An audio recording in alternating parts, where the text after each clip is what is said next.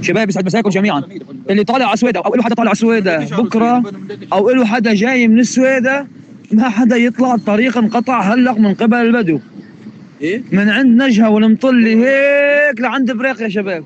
هلق وصل خبر على مجموعاتنا وعلى مجموعات ولاد البلد، والبدو متحضرين وقايمة القيامة بالسويدة مشان هذا الموضوع، والفصائل كلها بتتحرك وبده ينزلوا باتجاه البدو كله باتجاه درعا مثل ما صار المرة الماضية. فكل مين بحب يفزع بحب يطلع معنا اهلا وسهلا فيه، ويكون معه سلاح اهم شيء يا شباب. مشكلتنا معنا سلاح الان. تمام.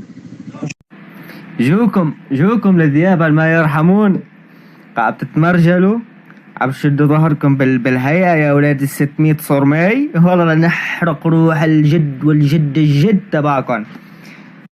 والله المطلوبين لا حدا بيعرفهم يعني، اما في كان صيادة بين الثعلب دارة، شباب 2 دروز كانوا يصيدوا، فجايين عليهم 3 شباب يقال لهم بدو، 2 ملثمين وواحد لا، فماخذين منهم البواريد، بواريد صيد طبعا، ومعتورين كأنه، واحد جبلي، ومقوسينهم، واحد مات وواحد بعده طيب بيقولوا مختر. فأهل السويدة بيدعوا انهم من الدارة وفاتوا على الدارة. كأسماء ما فيش، لكن اللي ضل طيب بيقول انه بيعرفهم بالشكل. اهل الدارة بقول لك اخي احنا اعطيني اسم، اعطيني معلومات واحنا جاهزين للحق.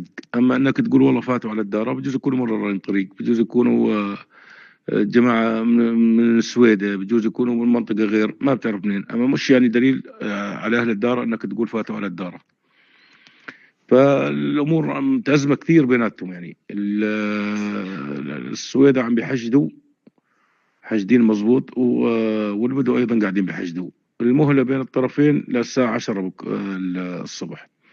اهل السويدة طالبوا تسليم القتلة، واهل الدار بقول لك احنا ما احنا عارفين مين ده سلمك، ما احنا عارفين مين هم.